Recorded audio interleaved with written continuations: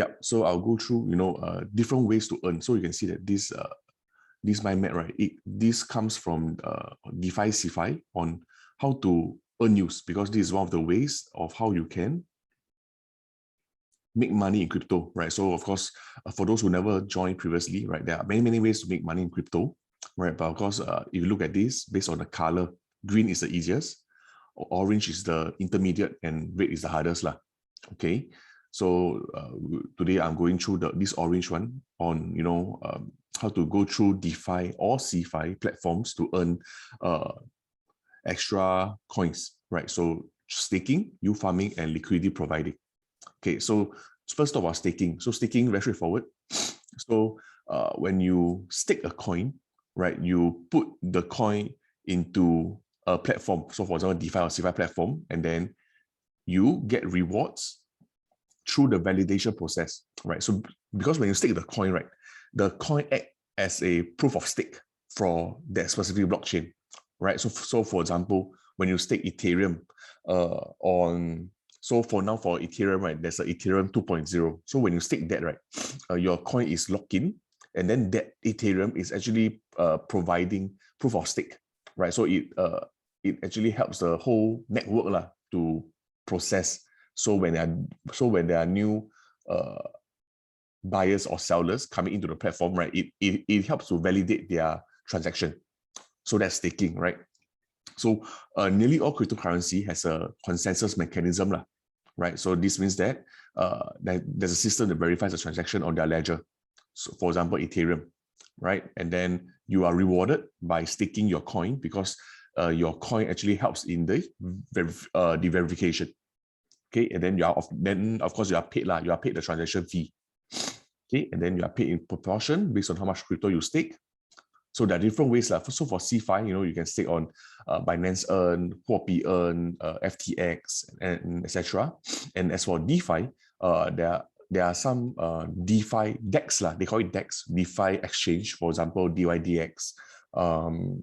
For different ecosystem, there are different network. So of course, I don't have all this network because I'm still using CeFi to stake my coins most of it.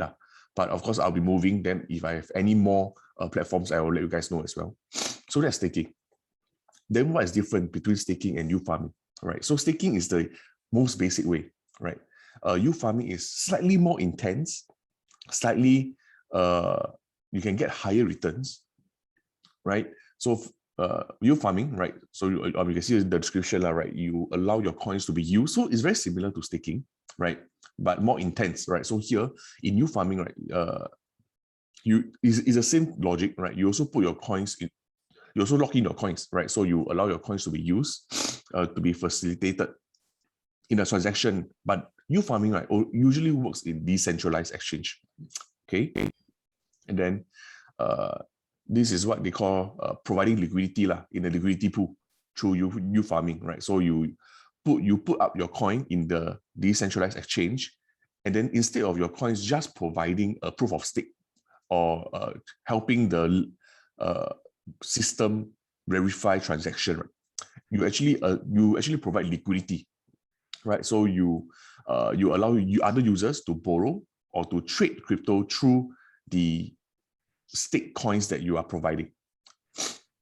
Okay, so for example, on a DEX, on a decentralized exchange, you can provide is usually a pair or single-sided LP . So what's LP is liquidity providing. So for example, you can provide let's say you provide Ethereum, right, for yield farming. Okay, so that Ethereum is actually not just used for transactions or to provide consensus, but instead is also allow other users to borrow and trade your coins. So what does this mean? So you are actually paid all the transaction fee that is within that specific LP . Okay, so the LP, right, can be, for example, in the LP, for example, you stake Ethereum WBTC, right? So you stake this specific pair of crypto pair, right? So of course for Ethereum WBTC, what you have to do is you need to have Ethereum. So for example, you need to have 50% Ethereum plus 50% WBTC. So WBTC, right, is basically Bitcoin, but it's minted for a specific platform, right? Minted. So for example, if you want to put up your Bitcoin onto a specific decentralized exchange, that decentralized exchange, right, they might not want a BTC straight because their platform, the coding does not allow BTC straight. Reason why? Because some of them is, or some platform, right, the reason is because they don't want to use the Ethereum network, because Ethereum network is very expensive, right? And they want you to mint your Bitcoin on their platform to change the network. So sometimes they change to, for example, the more common one and popular one is like Binance Smart Chain, BSC.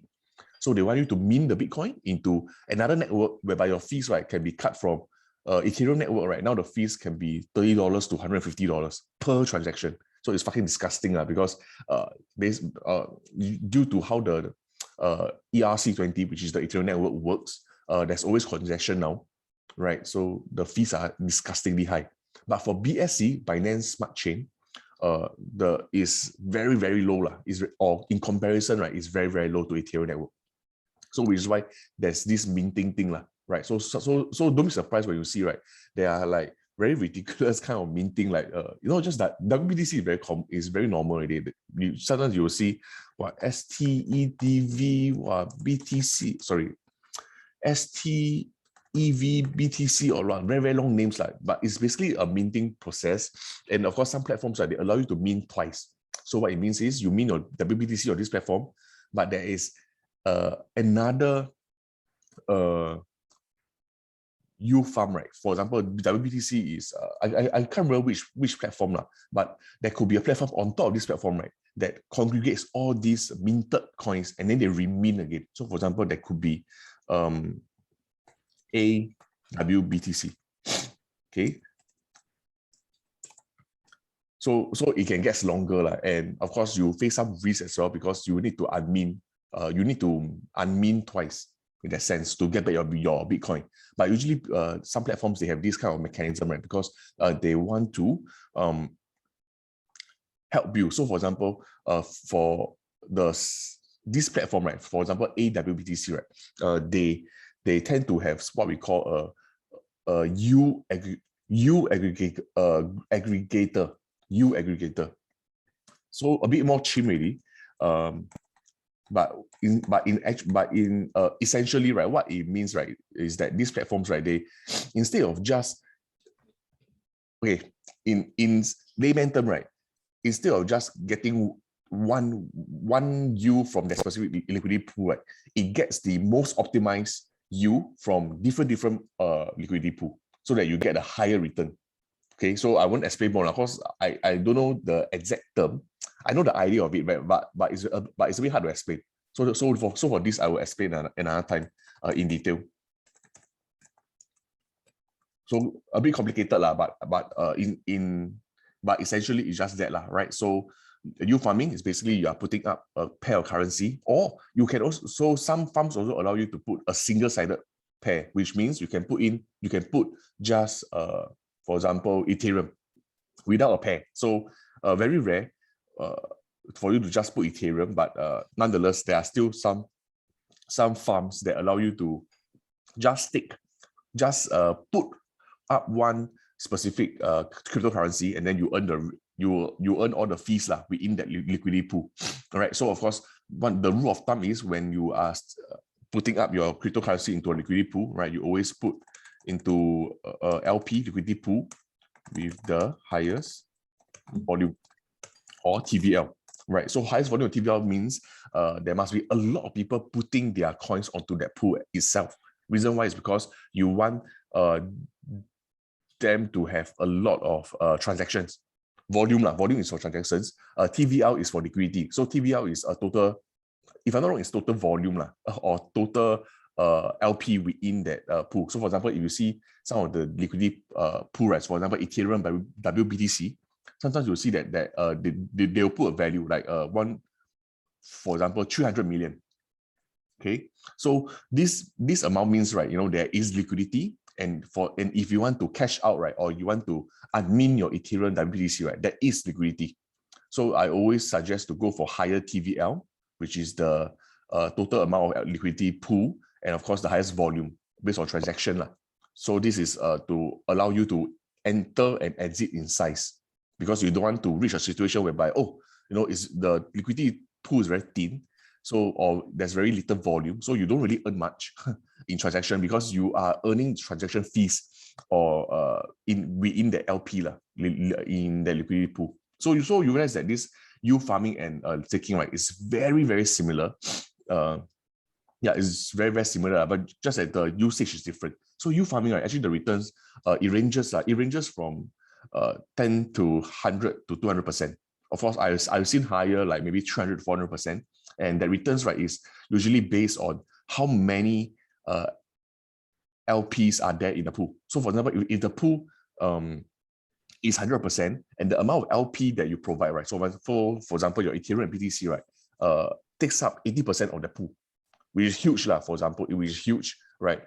You will earn 80% of the fees, right? You earn 80% of the fees, and your returns will be based on that. So the lesser the people in that specific pool, but if the pool have very high volume, you will earn very, very high fees. So what you'll realize is that, right, the yield farms, right, when they first start, right, so for example, if there's a new platform that's starting, or there's a new pool that is starting, initially, right, the returns can be very, very high. So I've seen 3,000 for 4,000%, but you must understand that these returns are only temporary, right? They are temporary. So I mean, in some degen pools, in some shit coins, right, I've seen like 3.5 trillion, but it only lasted for 3 days.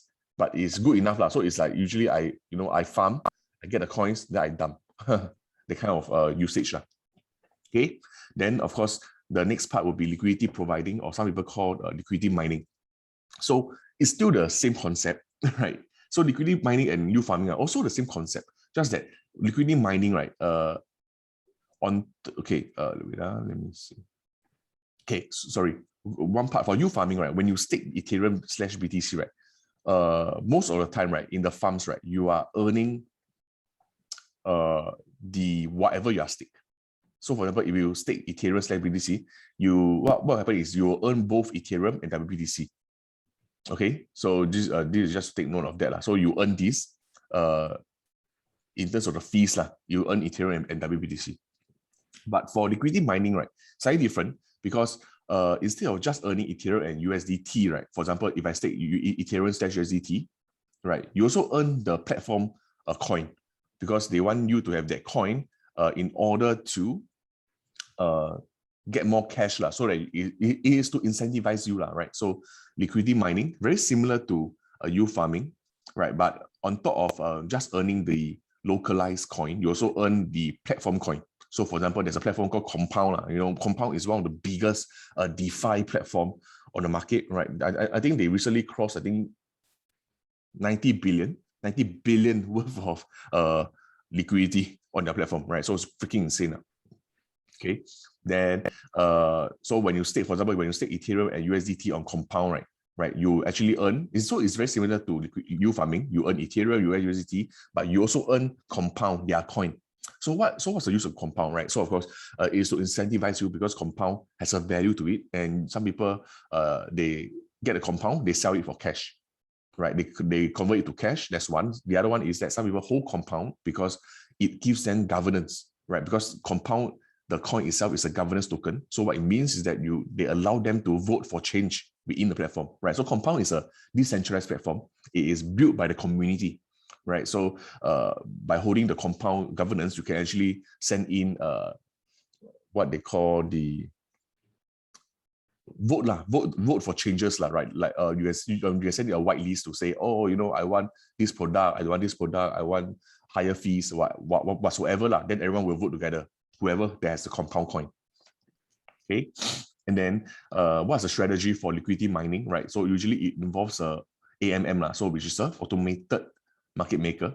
So basically what it means, right, is that these platforms, right, they are acting like a exchange, right? Because if you are familiar with the term market maker, right, you only know the exchange of market maker because the exchange actually take your trades lah, in a very generic and localized term, right? The exchange take your trades and then they fight with you to see who win or lose.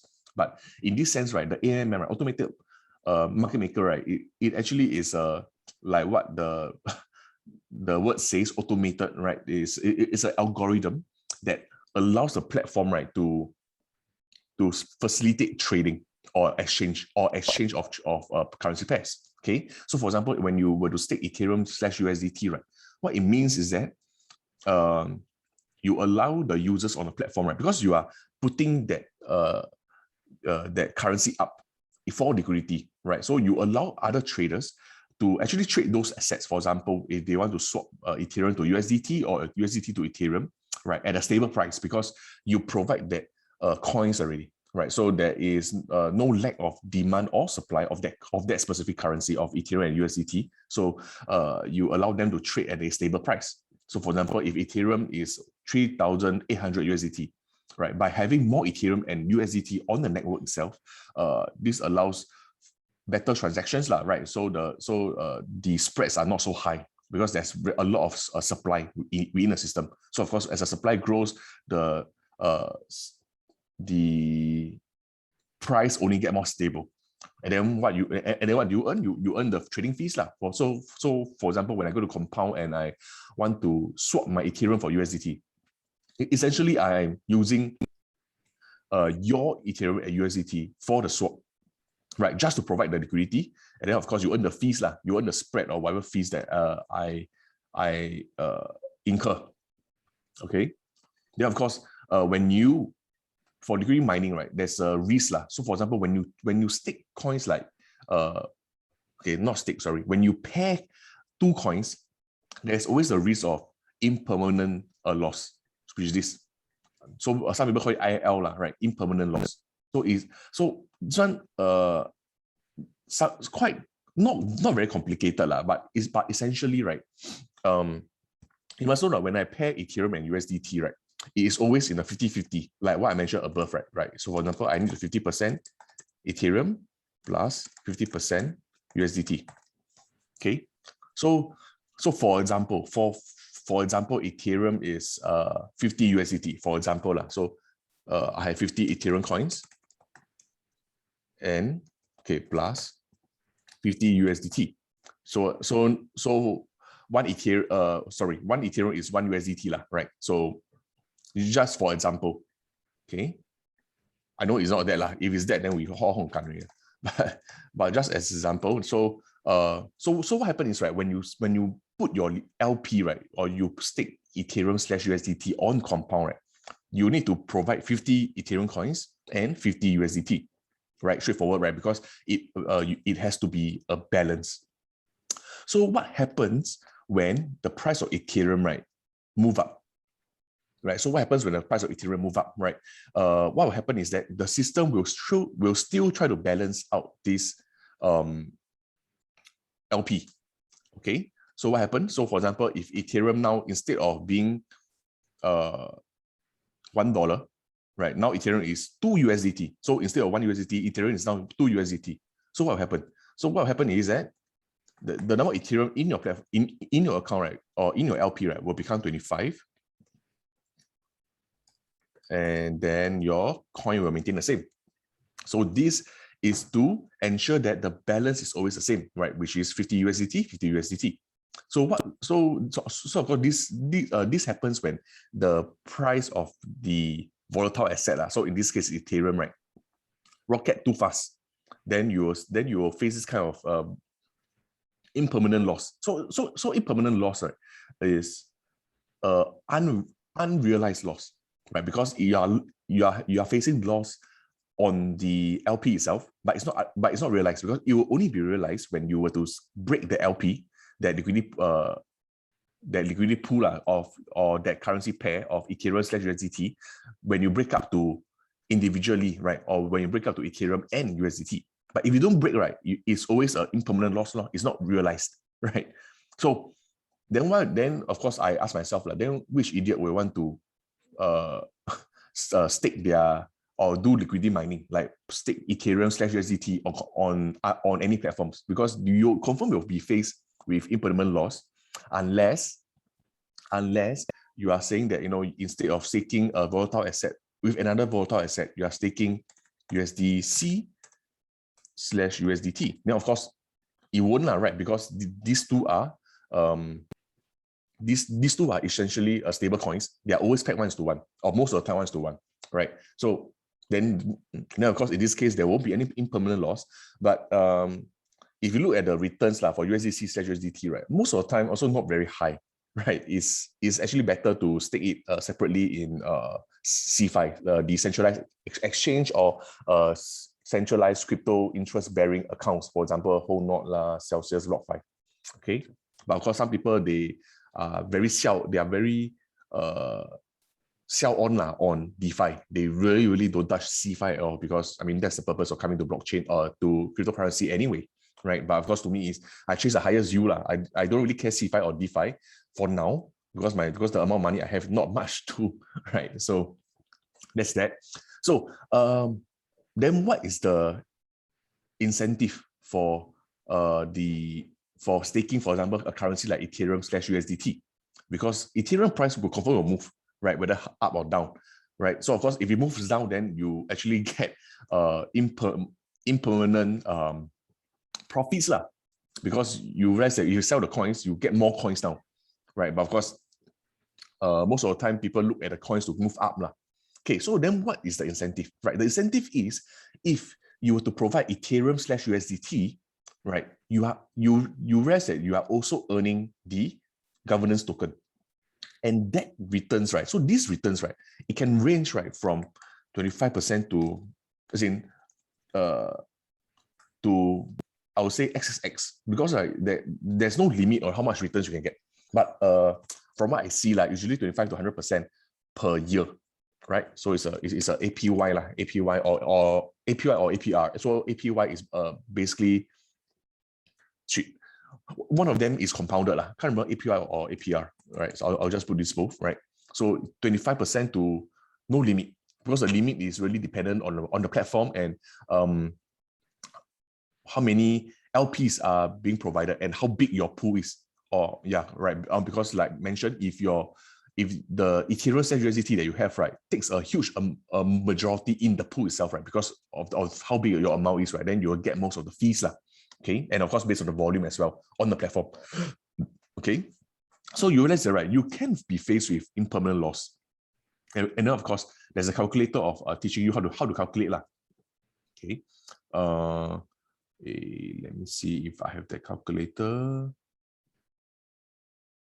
Okay, yeah, as in I'll try to show you guys the calculator, so, but essentially, right, when this happens, right, when you have your 50 Ethereum become 25 Ethereum, and then because of the balancing mechanism, what will happen is that the thing is, you would have earned more returns from selling the governance coin, right, of 25 to 100% based on how much you have staked, and then this would have covered your impermanent loss. So that's the idea there, and of course, yeah, so that's the idea there, that's the idea there.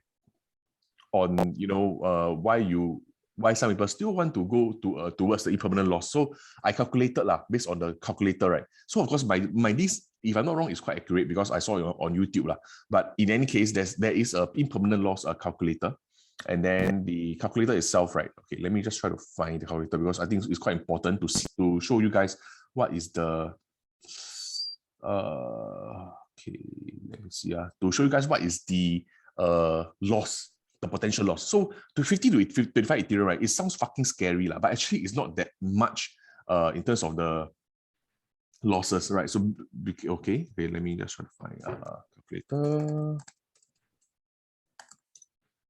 Okay, got it. Okay, then I know I share the calculator. Okay, so also over here, so this is very accurate. Okay, so for example, Ethereum is 3,000. Okay, 4,000 4,000. Let's try to be accurate. Then of course your token B, right, which is your stable coin, is definitely 1, right? It's always 1. So let's say if prices 4,000. So just now I used the example of, you know, the price double Okay, that's not double, right? Because because for price to double from 4K to 8K, right, the time taken, right, you could have earned a lot of returns already. You could have covered a lot of losses already. So let's say if price move up to 6,000, your token B will always remain the same, okay? Then you check, okay? So what will happen? So you see the impermanent loss, it's only 2%. So even though, right, it's like, you then because you will calculate, say that, okay, 6,000 minus 4,000, 2,000, 2,000 divided by 2,000, but my initial 4,000 sounds like it's a 50% loss, but it's not, okay? So of course, my explanation might not be the best because I think I might not explain fully what is impermanent loss based on the coins, the tokens that the tokens mechanism. But if you want to Google, go ahead and Google. I think there will be a even better explanation, right? So here here they did explain, right? If $500 of token A held, okay, you have 0.13 token A and $500 token B. And then they explain, so if the price falls, right, you know what will happen. So technically it's only a impermanent loss of 2.02%. So go ahead and use calculator to check the price, because if you believe in the coin of how far the price can go, you realize that, right, the governance token that you have, right, would easily cover already. Yeah, so that is the main reason why people still want to stick. Okay. Yeah, of course, let me see the chat. Is there a coin pair that doesn't consist of stable coins but are strongly correlated? Okay, so of course, there is. So not just pairing with USDT, right? It's actually usually people say they don't recommend, okay, because of how USDT is not moving at all. So of course, very, very common for people to pair two volatile currencies. Very normal, very, very normal. So for example, Ethereum BTC, some people pair with Ethereum DOT, or they even pair with the governance token. So they pair with Ethereum COM and etc. So all these have different returns. The returns ranges can be 100%, 200%, 300% per year, and etc. Okay, so then what is the risk? What is the risk, right? Because when you pair two volatile assets, right, if in the long run, right, you expect that both assets are higher, then of course I think it's fine, right? Because then it's lucky. But the only concern is when one coin, right, skyrocket, like for example, Ethereum and DOT is Polkadot, for example. You put these two together, and then Ethereum 2.0 comes out, right? And then there is a huge positivity. People are super excited. The Ethereum jump by 40%. So what will happen is that, right, that jump in Ethereum of 40%, right, it will lead to you to have impermanent loss, because the Ethereum price increase, right, but the number of coins that you have, right, will drop. Okay, so that's one. And you could have earned more if you are holding Ethereum on its own without pairing, right? Because the impermanent loss, right, is always comparing to what if I were to hold Ethereum and Polkadot, the DOT, separately, just like that holding. The price increase, right, will definitely be higher than I pair it together, and then and then I get stuck in this balancing thing in an LP . So that is always a comparison. But of course, there are a lot of ways to combat impermanent loss really. So some platforms like Balancer or Uniswap version 3, right? They have different mechanisms to help you counter impermanent loss. So there are some mechanisms whereby they allow you to in the LP itself, right? They don't require you to have 50%, 50%. Right, they allow you to have 90% and 10%. So this would work because you can put the 90% in the volatile pair, 10% as a stable coin, right? So when your volatile pair increase in price, then of course you will get the max out of it as compared to 50-50, whereby the rebalancing need to happen. Right, you get what I mean, right? Then of course there's also some like Uniswap version 3, they also allow you to have a trading range. So when price move up any higher, right, when price hit a certain target, they will disable the balancing mechanism, right, so that you will get the maximum returns out of it. So I think IAL, right, or impermanent loss will be a fact of the future already. Sorry, a fact of the past, right? So in the future, right, impermanent loss might not happen anymore, or the impact will be very minimal. right? Because of how these platforms are all coming up with new ideas to combat it. Okay, but I think still important for you to know. Okay. So of course, when you look at this, you'll be like, hey, you farming, right? Liquidity mining, right? Actually very similar also. Right. So of course, all these they are just terms, just terms. So for me, when I came in, right, I didn't give a fuck. So I just take it as staking and you farming and liquidity providing is the same. I just take it as same. Is the same concept whereby I put my coins up, I earn fees. That's all. Which technically is you are right. Right. But of course, if you want to know more, then that is the way. Staking, liquidity providing, and you farming. Okay. Okay, so of course, there isn't a coin pair that I recommend now. Reason why is because it all depends, right? It all depends on the platform itself, right? It all depends on platform itself. Okay, so for example, I think since we're on this topic, right? Let me just go to one. Let me just go to DeFi platform. So for example, let me go to Compound. Okay, let me go to Compound. I think it's good to know as well. Okay, let me just share my screen.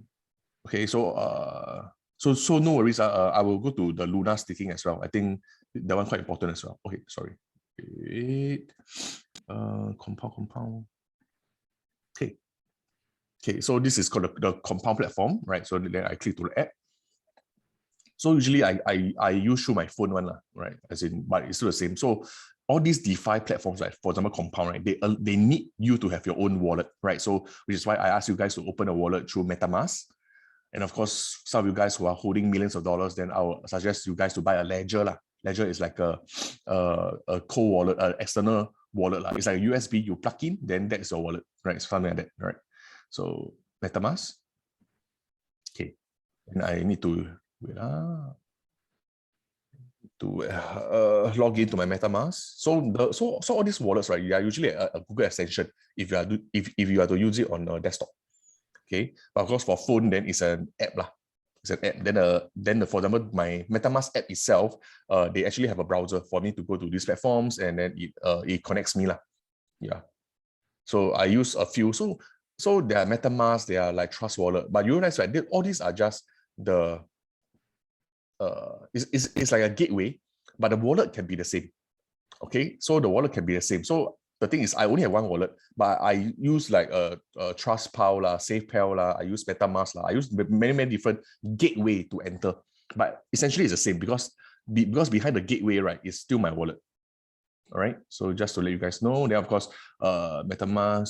So this is my Ethereum account, right? Okay, connect. Okay, I just connect to Compound. So of course, the first things first, you must always check what network is this on. So you go to MetaMask, you'll see that, okay, this is on the Ethereum network, which is ERC20. So Ethereum network, right, usually I don't recommend anymore because of how high the fee is. So every transaction you make, right, is like $20, $30, and then when it's congested, it can go as high as $150, which is fucking disgusting, right? So many people, they actually go to the BSC network, which is the Binance Smart Chain. And then, of course, there are some people who go to Matic also. So Matic is under Polygon, also another network, and the fees are cheap, like $1, $2. Okay. But then I just, just for the sake of showing, right, I'll show you guys, okay. So let me just go to, okay, so this is Compound.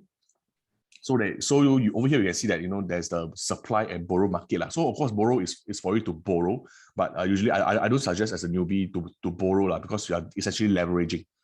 Because some people feel that, if I borrow the Ethereum, right, I can earn more returns on another platform, right? For example, the borrow cost, right, is 2.83%. You can borrow Ethereum, then you probably put it in whole not for 7%, for example. Works, but not recommended. Now, of course, you can actually supply your coins here also. So here, right, you can see that it's single-sided, right? And the return is low, right? Single-sided. So for example, Ethereum is 0.1%. Okay. Then let me try to find the let me try to find where is the shit. Okay.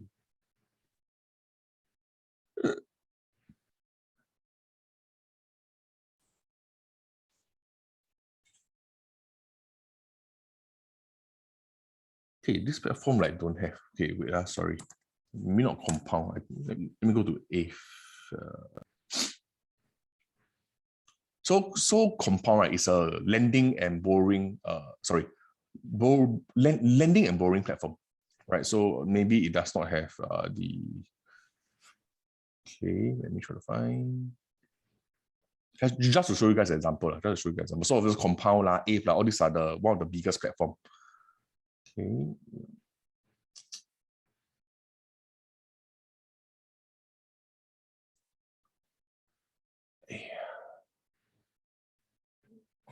I'm trying to find the market.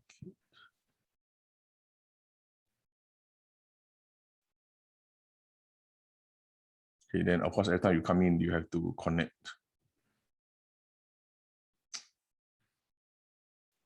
Okay, let me try to find, because for me, right, I hardly use DeFi platforms to or all these platforms to stake a currency pair. Sorry, a crypto pair. Okay, stake A. Okay, so I think this is one example. Okay, here they say that okay, you can stake. Let me see. BPT. Where is it? I don't find it.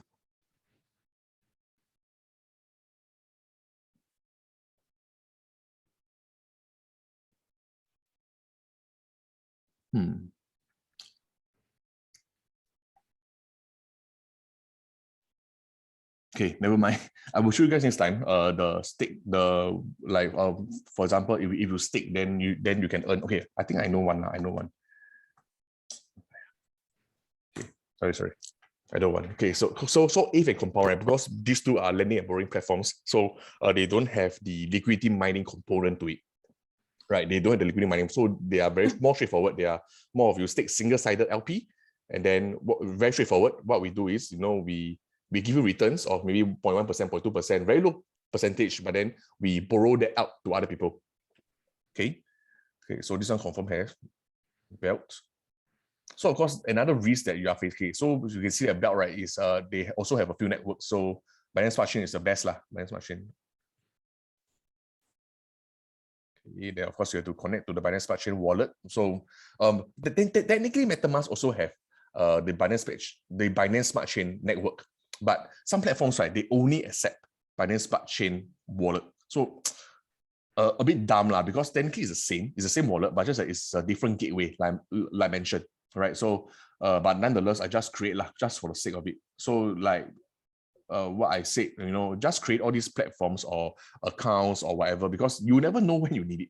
And even if you don't use it, right, it's actually fine, right? You can always just keep it. Okay, hold on, let me just find my Binance Smart Chain passwords. Okay.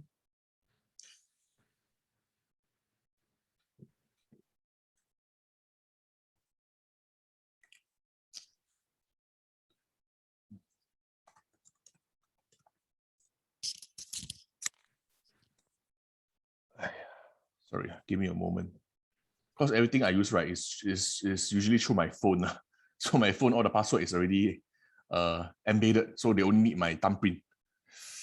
So a bit mahuan. Yeah, let me find my Trust wallet.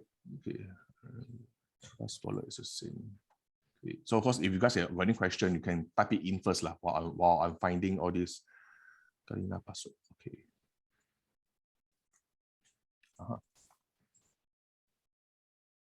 Okay, connect to belts. Okay, Smart Chain. Okay, so I'm connected. Okay, so over here, then you will start to see already. Okay, so for example, let's go to pools. So pools is where you can staking.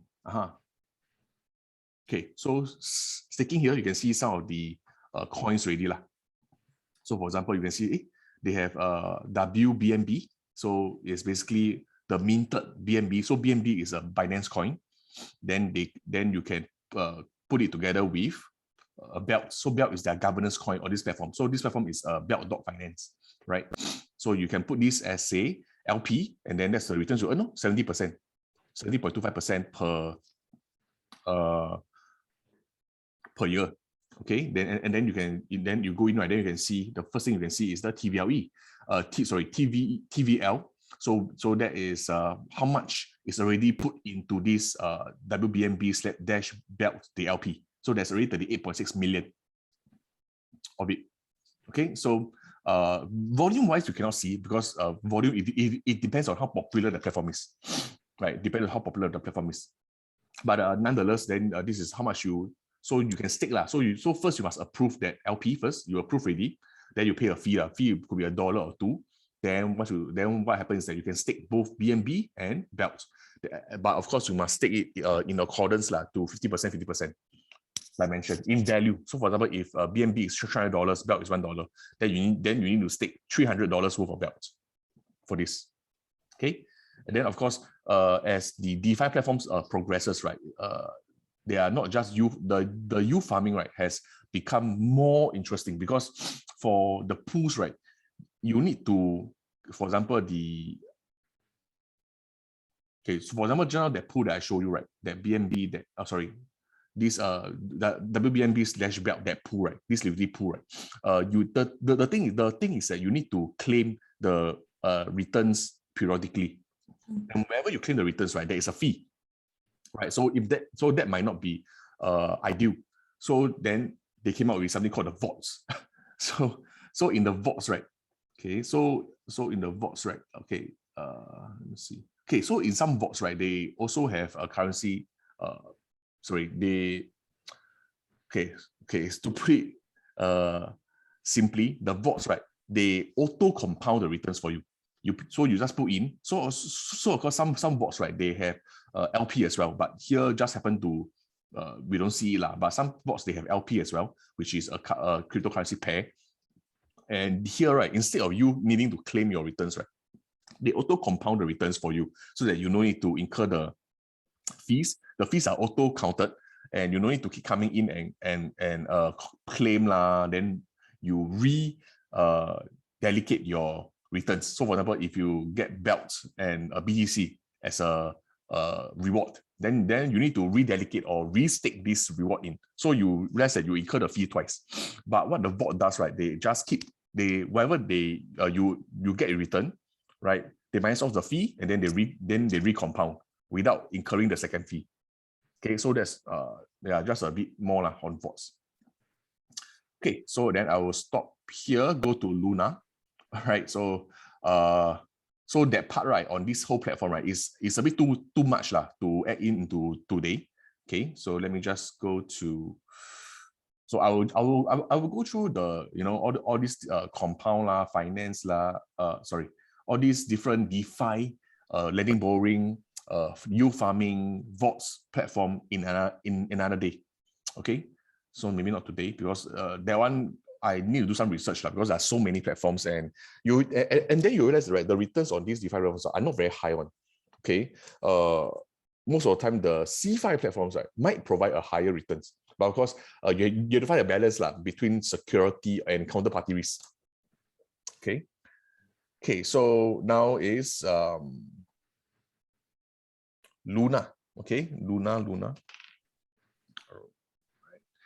So Luna, like mentioned to some of you guys, I think Tim and Derek, I think you guys know that I keep asking you guys to open this Luna wallet. I think Chan might have done it as well, right? So basically, I keep asking you guys to go to Terra Station, go create a wallet, because this wallet is decentralized. That's one. Second is that this wallet will be the wallet to hold all your Luna coins, which I have been encouraging you guys to buy. So buying Luna, I earn no fees one. I earn no fees. I really think that Luna will fly. So which is why I really encourage you guys to explore the Luna ecosystem. Okay. So this is the wallet. Okay. The dashboard, right, shows all the very generic things that is not that there's nothing to do with you. It's the whole ecosystem itself. Okay. Then you go to your wallet. Okay. Then you can see two things. You can see your native coin lah. So you will be able to see your Luna here as well. But because I have no Luna on this wallet now, everything is staked already. So you can only see my USDT. Okay, and then of course you can also see my Anchor deposit, which is Anchor protocol, which is a subsidiary in the Terra ecosystem. Okay. And then history is just all the trades that you have done, which is good because sometimes you want to double check, like, oh, you know what where did I move my coins to, and etc. etc. And then here is the staking. Okay, so I always encourage people to stake your Luna lah. And then people ask like, why stake here?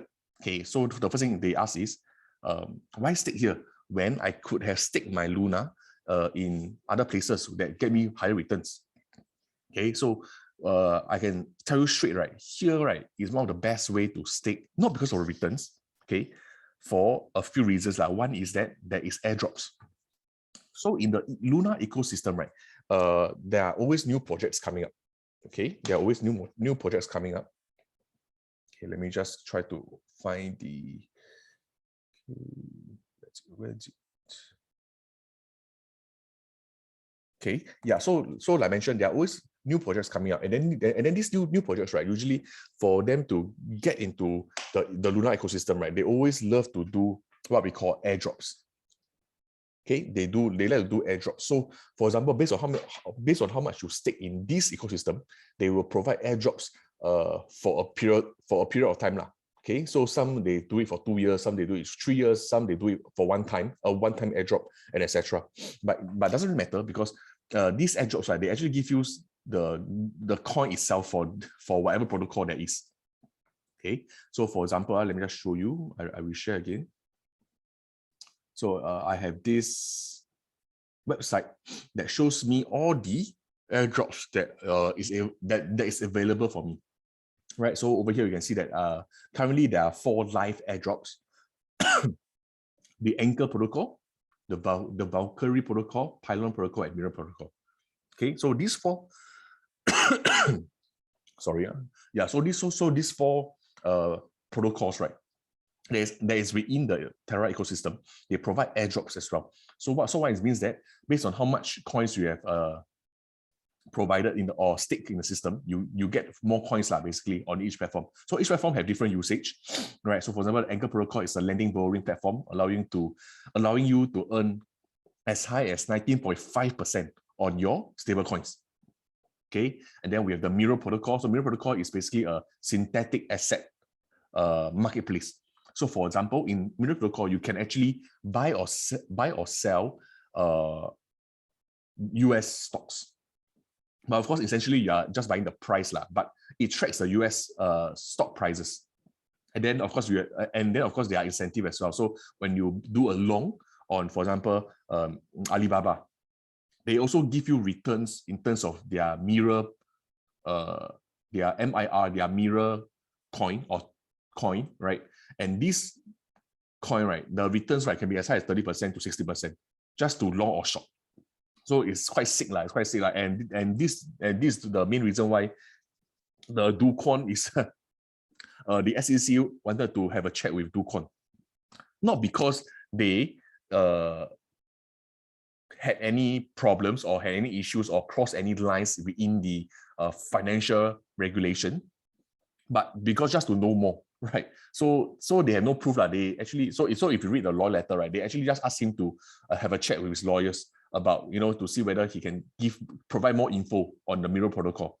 But of course, after he have a chat, then they wanted to subpoena him, right, to get more out of it lah. But then of course he refused because there is no claims. There are no grounds lah. There are no grounds, and then there's no proof. There's no warrants.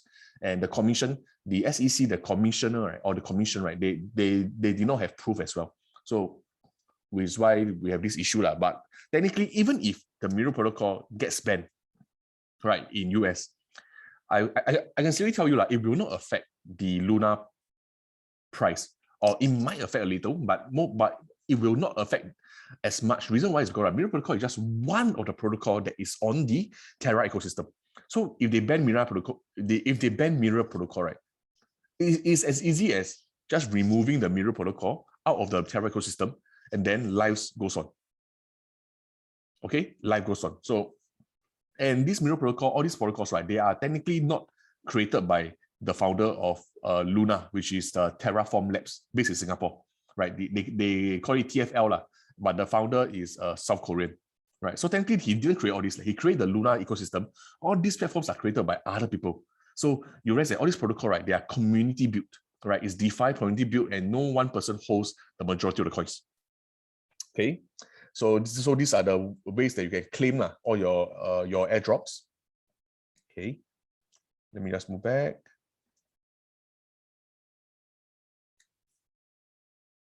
Okay, so of course, then of course, the next part will be, okay, hey, who should I stick to, right? Because you can see that, wow, there are so many people. Okay, so the first thing that you look out for when you stick, right, is the commission. So of course, it's intuitive to say that, okay, I find a protocol or I find a validator, they call it validator or the moniker, right, with zero commission. But you must realize that, right, zero commission, right, does not last one, and it cannot last. Reason why is because this protocol, they need to earn as well. They need to earn, because what happens is these validators, right, they are actually having a network, right? They have a lot of coins, they stake, they provide liquidity in the platform, right? And they earn through commission, right? And they actually have running costs, for example, electricity, setup costs, and etc. Right? So it's impossible to give 0% commission for long, unless they just want to get market share at the start, and then when that happens, right, then they'll increase the commission. Okay, so 1 to 5%, right, is actually very common. So usually I would encourage people to find validators. We call it validators with 1 to 5% commission, so that it's sustainable in the long run. Right, and then of course all these are actually very popular. So those with the tick, right, they are the top 10, and they are the more popular ones.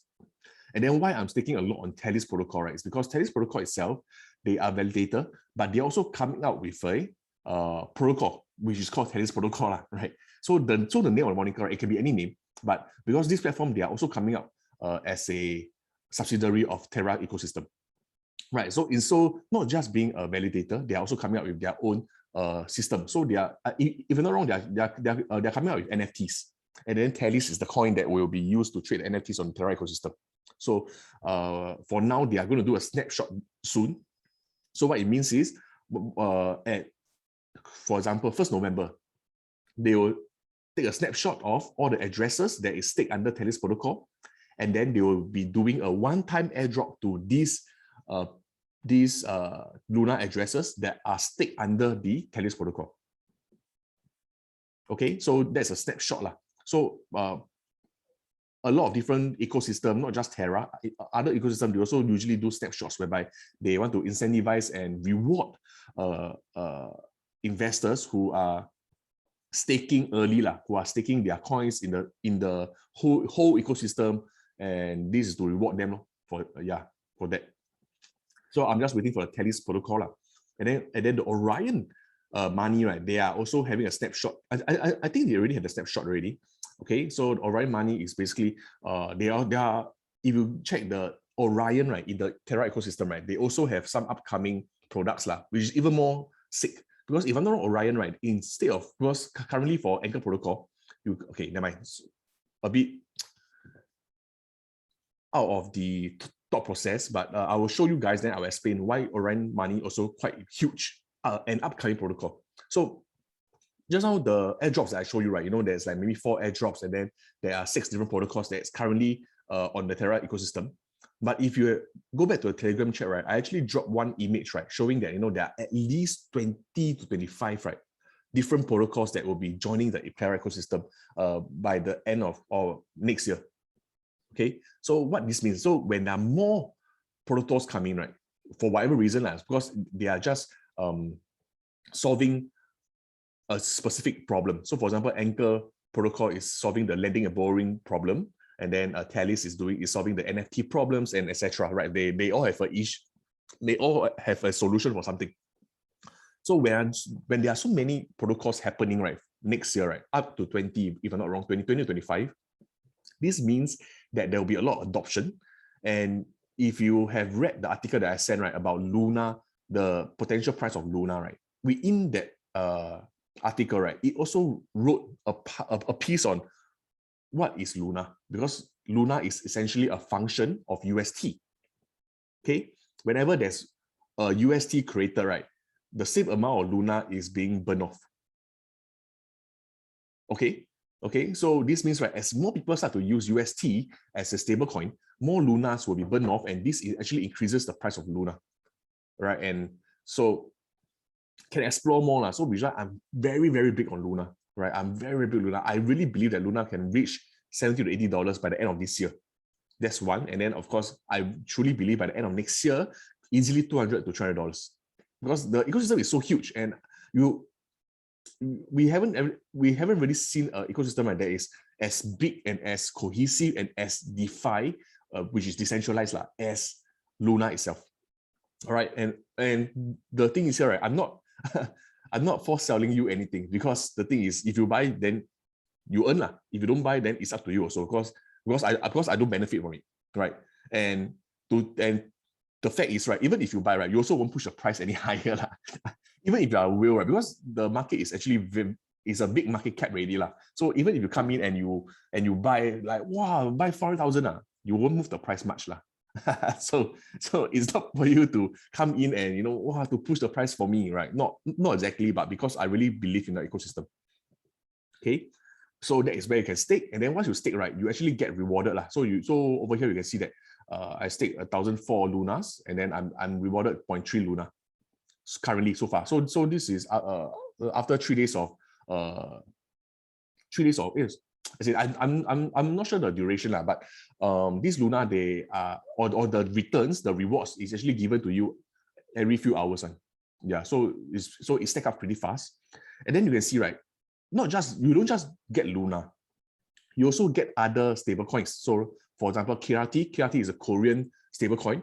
SDT, then of course you also get UST, AUT CAT So all these other coins, right, you don't even care. They are just other stable coins that is given to you as a reward.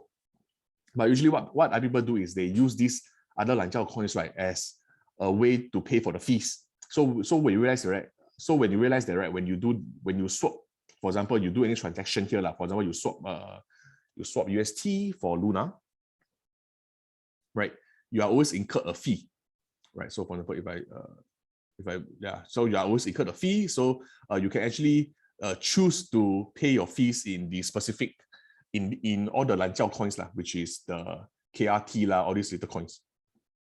Okay. But of course, if I have to withdraw my rewards, I also have to pay a fee, right? So of course the fee, okay, there you see. So the fee, I usually use the KRT because it's useless for now. In the future, there might be more use, but technically no need because as long as I have UST, I'm good, right? So usually I use these additional coins that are being paid to me to pay off the fees. Okay, so that is how you can get the rewards for staking. So the rewards, right, the returns, right, they used to show it here, but they don't now. But the returns is very low only. Okay, it's only 4 to 5%. But like I mentioned, what incentivized me is more of the airdrops. And another thing is, staking on Terra Station, right, it encourages you not to sell when price is high, or not to sell at all along the way. Okay, why? Because for example, if I want to unstake, right, or I want to undelegate, right. So for example, I want to undelegate my coins. Okay, let me try to find. Okay, for example, here. Okay, on Tennis Protocol, and then I want to undelegate. Okay, so undelegating, right, your coins from the specific validator, right, it takes 21 days. The airdrop is automatic, but you need to claim team. Yeah, so the airdrop is automatic. So once you stake, right, the airdrop will happen every week. But then what is needed is that you need to go and claim yourself. Right, you need to go to, so I have a platform to claim, and of course some people ask hey, the airdrops because every time I claim, right, you need to pay a fee. Can I wait for 1 month and then I one time claim all? The thing is, right, it doesn't matter because, right, the airdrop can stack. It can stack for 4 weeks, right? But then you still need to pay the fees for each week, right? So the fees per one, so which is why when you stake, right, it is encouraged to stake a higher amount. So if you stake like 2 Luna, right, technically the airdrop, right, the fees might be higher than the amount of coins being airdropped to you. Then it doesn't make sense, because every time you claim, right, you are paying more than the value of the airdrop. Okay, than the value of the airdrop, right? So that's that. Okay, so I mean, I also show my friend TQ lah. So for the past, based on this amount that I delegated, like 1.4K Luna, right? The amount of airdrops plus rewards that I've gotten here, right? Okay, the every around like every 3 to 4, okay, around. Okay, never mind. Okay, as in I don't know whether it's the amount accurate, but every 3 to 4 days, right, I get like around $40 to $50 USD worth of rewards every 3 to 4 days. So I don't think it's just this platform lah. I think on Anchor Protocol as well, I did something right. So later I'll go to Anchor Protocol and show you guys. Okay, so staking, then you can swap, and then of course with the coins, right, you can actually do proposal lah. But this is a bit hardcore lah, like what else you want to do? But then you can see all the different whitelists, right? Because once you hold a coin, you stake the coin, you are part of the community lah. You can always provide stuff like, oh, we want this to happen, then everyone will vote for it. But I don't vote on that. I don't care. I'm here for the money lah, right? Okay, so that is Terra Station. Okay, so do create this. I encourage you, right? And you'll get the Terra wallet. So don't hold your Luna in any centralized exchange lah. It has no use one. It has no use. There's bigger use here. And by staking, you're also providing liquidity for the community, right? You're supporting community as well. Okay, I don't have something to help. Okay, I have something to help you to check out all the airdrops that's available. But then you still need to claim individually lah. You still need to claim individually. This one both here. Yeah. Okay, so I'll stop here for Terra Station. Next, I'll go to Anchor Protocol lah. So here I get a bit excited lah because the returns is disgustingly high.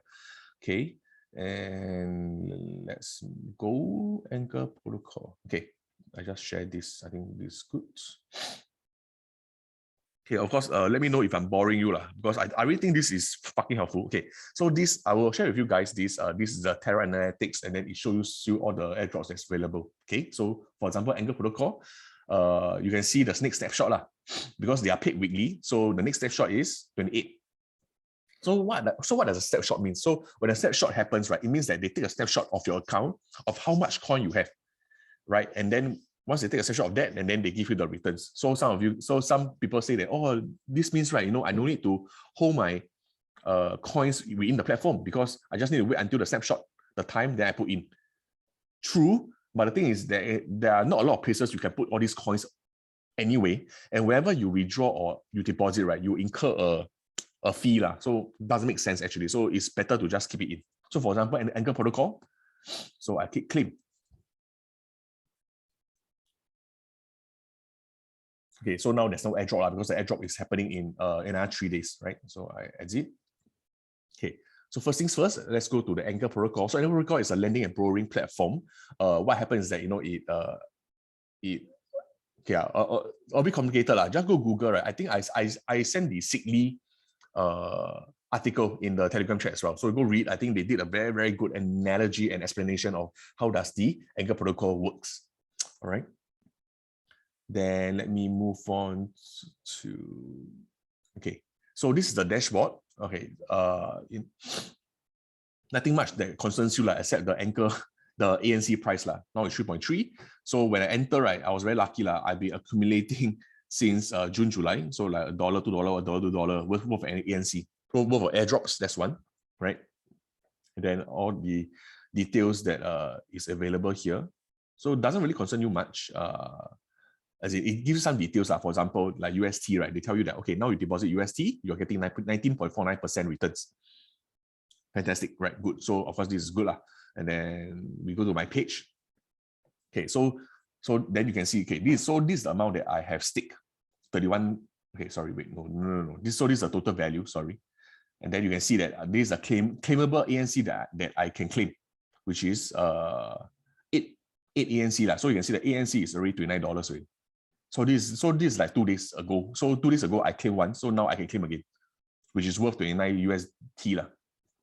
Okay, and then Okay, so okay, there's a few things. There's a few things. Let's go to earn first. So earn is basically the lending component of the Anchor protocol. So what it means is that you can just deposit your UST. UST is a stable coin. It's as good as USDT or USDC, but UST is even better because it is a algo stable coin, right? It is not centralized like USDT, whereby it is issued by Tether, or USDC issued by Circle. UST is algorithmic, something like that, right? Whereby is decentralized. It's a decentralized stablecoin, right? And then okay, so you can change to UST, and then you can deposit lah. So once you deposit, right, what will happen is, right, you actually earn 19.49% straight away. Okay, so this is as simple as that lah. That's the returns that you'll be getting. All right, so it's actually instant one, the returns. So now it's 9581.478, right? So every second it's compounding. So you can see it's 478. The time I refresh, okay, never mind. Maybe the platform is lagging, but the time I refresh, right, it actually changes lah. So it might be every minute lah. It might be every minute. Okay, just remember 478. Later we'll come back again. Okay, so straightforward. You just deposit and then you earn. That's it. But of course, if I'm not wrong, right, you don't earn full 19.49% in UST. You actually earn some in ANC coin as well. If I'm not wrong. So this one I need to double check. But check the article on Sydney, which I sent in Telegram group. I think they will explain. I might be wrong because my memory a bit as in not that clear lah. I can't remember, is it pure 19.49% in UST, or is it a small percentage in ANC? Okay, so that's the deposit protocol. Okay, next, the borrow. Okay, so borrow also a bit interesting, right? So do you remember the Luna that I was talking about, right? The Luna staking, right? So I said that, I encourage you guys to stake Luna on Terra Station because you can get airdrops and stuff like this. But another way that you can make use of a Luna, right? If you really believe in Luna long term, right, is you can take the Luna, you come to Anchor protocol, right? For example, you can go to bond, you mint your Luna first. Okay, you mint your Luna. For example, I mean 1 Luna to B Luna. So you can see that it's not exactly 1:1. Reason why is because of the fees. Okay, so you can mint your Luna. Once you mint your Luna to B Luna, right? So why do you need to mint your Luna? Okay, the minting your Luna, right, is for you to be able to collateralize your Luna here. Okay, so this is the borrowing part. Okay, so how does the borrowing works? Just like any normal borrowing, right? So for example, if you borrow from the bank, you need to collateralize something. So of course, most of you guys will be pay lah, right? You have your pay ma, so that's your collateral to borrow money from the bank. And then of course, some people who have a property, they can borrow more money out of the property because they put up their property as collateral, and etc. So on and so forth, right? So here is the same. I put up my B Luna as collateral. So you can see that I have 900 B Luna. So this is, I put this as collateral. Okay, so and then what happens? So 970 worth of B Luna, right, is worth 38,000 UST. So when I have this amount, right, that I provided, right, I can borrow up to 45%.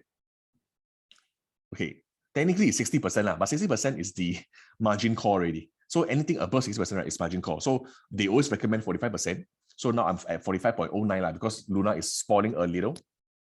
But nonetheless, right, I always borrow at 45%. So which means you can get 45% of the value out of B Luna. Okay, 45% of the value out of B Luna. So you get 45% of 38K USDT. So whatever the amount, like if I'm not wrong, is around 17K USDT. So you get it as cash. And then what do? So there are two ways that people do. Okay. So before we talk about the borrow, okay, we borrowed 17K. Okay, but what do I do with the money? We don't talk about that first. We talk about this first. The net APR. So for borrowing, right? For borrowing on from your B Luna, right? You are paid I'm paid 2.24% from my borrowed value. What the fuck, right? Sounds like a Ponzi scheme, right? But trust me, I assure you that it's not. Okay. I assure you that it's not a Ponzi scheme, right? So it's really disgusting. Like, why are they paying you to borrow? Okay. And then next you can look at this distribution APR and the borrow APR.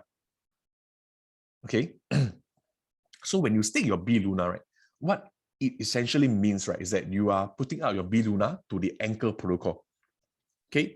And based on the B Luna that you have, the anchor protocol is able to, so in layman terms, in layman terms, right, the anchor protocol, right, is asking you to pay 25.67% on your collateralized B Luna, right? Which makes sense, right? So you're paying a very high interest fee of 25.67%. But by staking your B Luna, right, it also allows the anchor protocol to give you 27.91% of distribution. Why? It's because B Luna is able to take, sorry, not B Luna, anchor protocol is able to take your B Luna and make the most out of it. So it's the opportunity cost lah. So for example, so technically, right, the B Luna that you stake, right, could have earned you 27.91% in the most efficient way. So of course, that way is untouchable to us lah, because I don't know which way, but anchor protocol is able to do that. And on top of that, right, they also give you ANC token as part of the fees. So the ANC token covers some of the distribution APR as well lah, for incentivizing or for rewarding you to use their borrow function. Okay, because ultimately they want the more people collateralize their on their platform, right, the better it is, because it's good for liquidity, right? And then of course, the bigger the amount, right, if you talk about sum of large numbers, right, or what's it called? What's the term? Like when you have you have a huge amount or something, right? It's easier for you to get more out of it. Is it the I can't remember the econs term lah, but the layman term is that. Okay, so it's 2.24%. No, of course, in the initial year days, right, when they first started, right, because of how little people borrow when the coin is very volatile or when the coin is on a bearish move, the net APR for borrowing, right, what I saw like is can be as high as 12%. Yeah, so I think in June or July there was this period like the net APR was 12%. It's disgusting. It's fucking disgusting, right? Okay. So that's that. Now it's 2.24%. Not bad. So some of you guys ask, hey, can reach negative one? Okay, the net APR can never reach negative. Reason why is because you realize that, right? They when the APR reaches a very low amount, right, they are able to, there's a balancing mechanism like in the smart contracts to use ANC coin to cover the APR. Okay, so what's done a bit more complicated, so you can read out the silly article that I've sent in the Telegram group. Then next is this borrowed value. Okay, so I borrowed money from my collateral. What do I do? So like I mentioned, there are many ways that I can utilize this money. So the easiest way is I put the money, 17K, into my earn, and then I earn 19.49%. Is it sick? Yeah, it's quite sick. Then of course, then the returns, right, is so on 17K, right, the returns is essentially 19.59% plus 2.24%. Because these returns are separate, right? So in total, you earn around 21 to 22%. So for last time, you earn up to 39% when the net API for borrowing is high. But now, it's in the bull market, everyone can't borrow because they know that, wow, the market won't fall that much one. Okay, but of course, there's a risk, right? There's a risk for borrowing. There's always a risk. So if I scroll down, right, you can see over here, for my B Luna, right? For my B Luna, you can see a price here, this small little price here. Okay, so that price is my margin call price. So when if Luna were to fall to $31, then what will happen is that I might get liquidated to pay off the loan. So which is why you must be very careful when you were to do borrowing also. So sometimes when I see like, oh, I'm at 45%, right? Or I always have alert, right? So you can see that my liquidating price is 31.787 for the price of Luna. So if Luna dropped to 31.787, then I might get liquidated. So what happens is that for Luna, right, at price 38, 39, 37, right, I actually put a lot of alerts on my phone to let me know, oh, price fall to that amount. Then what happened is that what I will usually do is I repay the loan. How do I do that? I go back to my earn. I just withdraw. For example, I withdraw 3K. Okay. Then I go back to borrow and then I repay that 3K. And then this will bring my LTV lower, just to safeguard, right? So and when I repay when I repay the 3K, right, my the liquidating price will drop as well, right? Because now I have less loan, right? So that's what, right? I put my 17K and I put into earn just to earn the returns. But I realized that my earn is not 17K, of course. So what happened, right? I went a bit more degen, right? Using the borrow value, I take the 17K, or some people, what they do is they take the 17K, they buy more Luna, right? So they borrow already, they take the 17K, they buy more Luna, right? So for example, 17K, if Luna is $40, they can buy maybe 600 coins, for example, 600 Luna. And then the Luna, they remint the Luna again, they mint to be Luna again, and then they provide as collateral again, right? So what I realized that the LTV will drop again because there's now more collateral. And then they borrow again.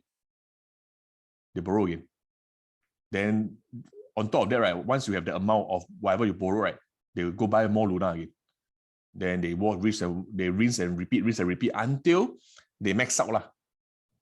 So of course, that one is kind of a lot of risk because that's like 4 to 5 layers worth of leverage.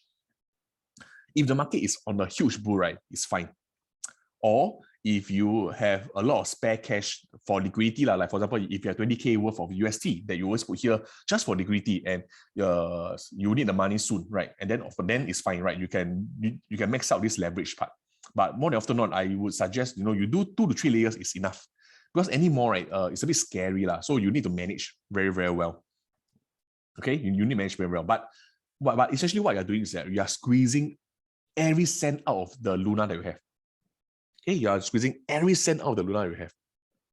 And of course, some people, they will ask, hey, if you have 900 B Luna, you must not change it to USDT or UST, and then you just put it to earn. You will earn more returns, right?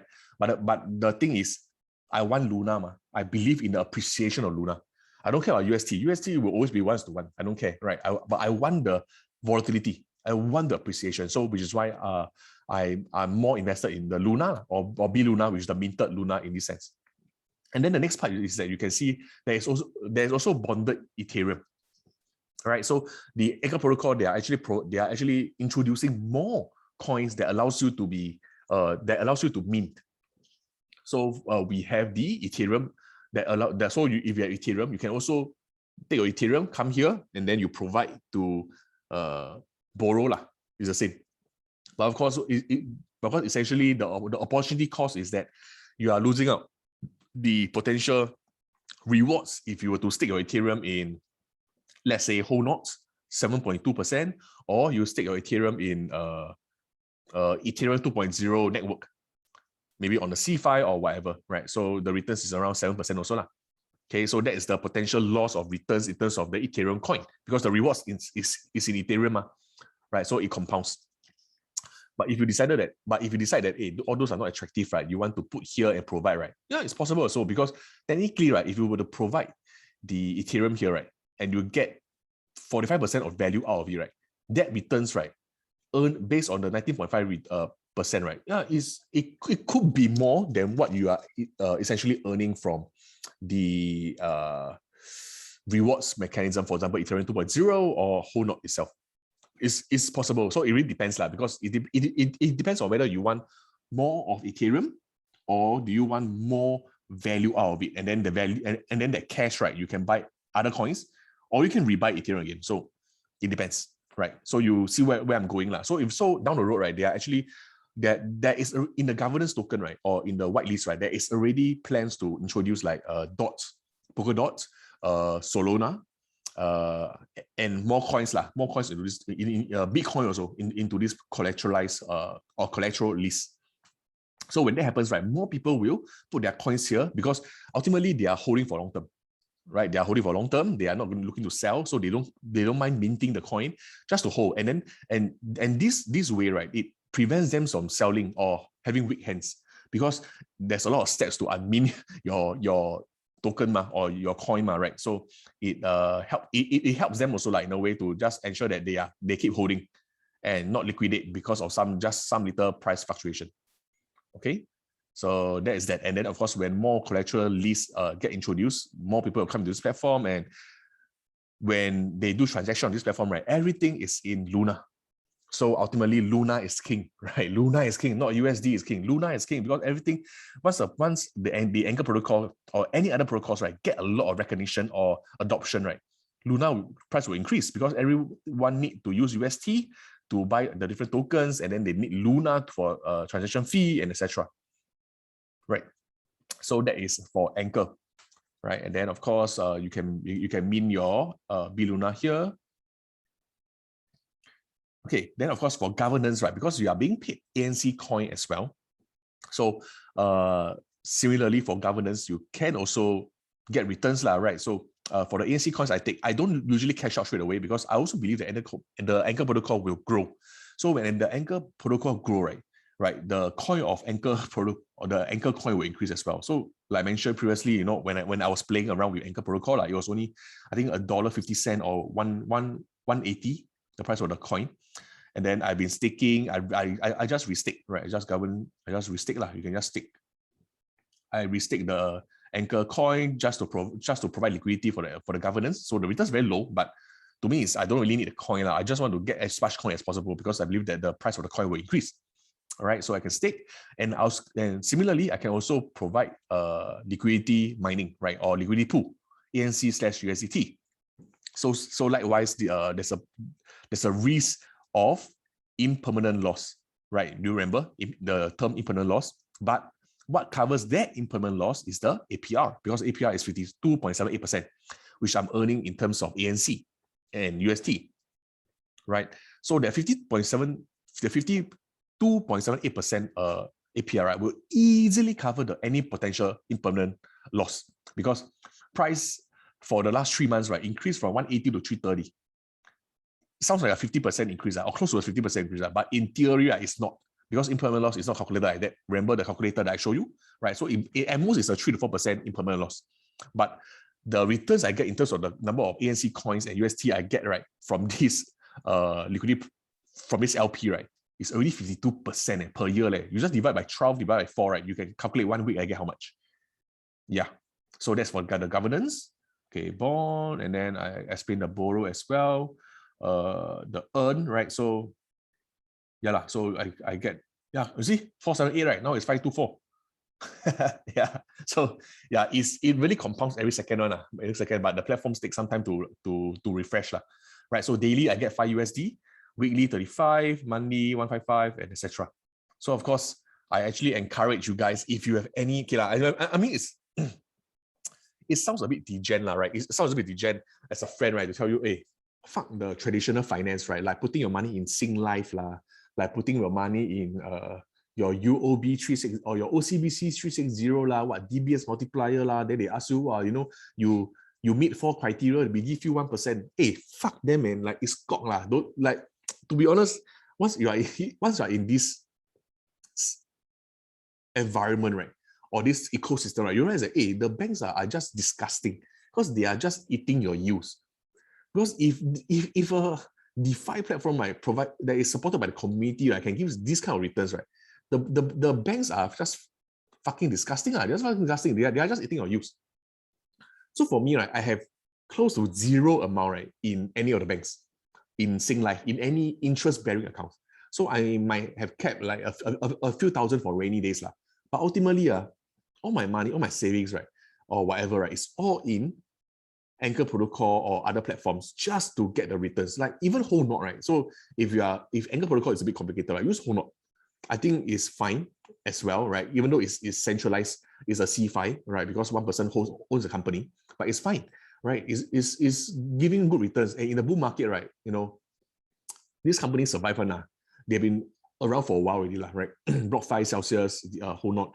Of course, you diversify your risk. You don't just put all to Whole Knot. You put some in Whole Knot, put inside in Celsius, BlockFi, in Anchor protocol, in other platforms, right? Just to diversify your risk. And of course, I have friends also telling me, hey, wow, who not so dangerous eh? But what I told them is, right, that 12.7%, right, that you get from who not, right, all you need to do, right, is you put in for 1 month. And then you are getting essentially, right, the interest that you get for the whole year if you put your money in Singlife or you put in any other banks. Yeah, and then I told them, then you withdraw that out. Even after having the fees, right, you will still earn more than what you have put in one whole year in any other traditional finance accounts. Okay. So someone is asking, okay, Derek is asking, would you recommend that we stake, lend, borrow all our Luna? Or what percent would you recommend us to keep in our wallet for liquidity sake? Okay. Luna, right? Technically, you don't need to keep any Luna for liquidity to keep in your wallet one. As in, unless you're saying you're keeping in your wallet and not doing anything, right? Like just for liquidity or like just for transaction and stuff. Usually I don't do, I mean, you can keep a bit lah. You can keep like 0.1, 0.2 Luna just in case you need to pay for any fees. But for me, I don't because all the fees I try to pay in the KRT. Remember the KRT? Or I pay in UST. So I always try to keep Luna as much as possible. So usually you'll be given a choice lah. Should I pay my fees in Luna, in UST, or in any other coins that you have? But I always choose UST because I want Luna. Luna is appreciating. UST doesn't do anything. It's pegged 1:1. You have any UST in your account, right? It's not doing anything. But I keep extra because more than often not, right, you realize that if your UST becomes 0, right, it's fucking troublesome to get UST because you need to go to KuCoin and transfer over, or you ask your friend to transfer. Like that time, our friend TQ, his account had 0 UST. And then, right, if you want to, then the thing is, he in his earn, right, he has money, but he cannot withdraw because to withdraw, right, you need to spend UST also. Right, so he reached a point where it was like 0.001 UST. Then I'm like, hey, bro, you're Hong Kong, you have to deposit from KuCoin because you cannot do anything without UST. Even if you want to withdraw UST, right, also need UST. Yeah, so just keep UST, Luna, delegate or stick all of them in either B Luna or on Terra Station or whatever places. Okay, so Anchor Protocol, right, is just one of the protocol that is so interesting. There are more to that, right? So remember, I talked about Orion dot money. So that is another protocol that is upcoming, I think it's already up. Okay, I'm not sure, but essentially, right, that platform, right, allows you to earn your 19.5% on Anchor Protocol, but you can put it in any other currency. Stablecoin. So you can put it in DAI, you can put it in UST, USDC, and then they allow you to earn the 19.42% as well. Because essentially they take the money, they auto-transact or auto-convert to UST, and they help you deposit the amount in UST for you. But on the Orion .money or the Orion protocol, right, that's the thing they're solving. They're solving the issue of some people, they don't want to hold UST, they rather have USDT or USDC. Then you can just take USDT, USDC, and then you still earn 19.42%. So yeah, and they are, even though they're also allowing more stable coins like BUSD from Binance platform, BUSD, HUSD from Huobi platform, etc. So all these stable coins, right, can be used to earn the interest that is on Anchor Protocol instead of you needing to convert to UST and then you stick. Because some people still prefer to hold USDT or USDC, for example. Right, so that is solving the problem essentially. Okay, so that's for Anchor Protocol. Any questions?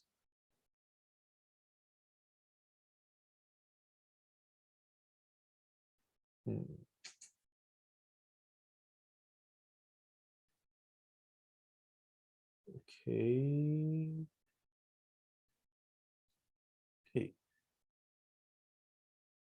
Yeah, okay. So I was saying, right, you can use the USDC for Anchor Protocol, right? It's not on the Anchor Protocol itself. You need to go to another protocol called Orion, ORION, Orion Protocol. So they are trying to solve this issue whereby, people wants to stake USDC instead of having USDT to earn the 90.5% interest. So you can check it out. I'm not sure whether they're up or not because I never really used their platform. To me, I believe in UST more.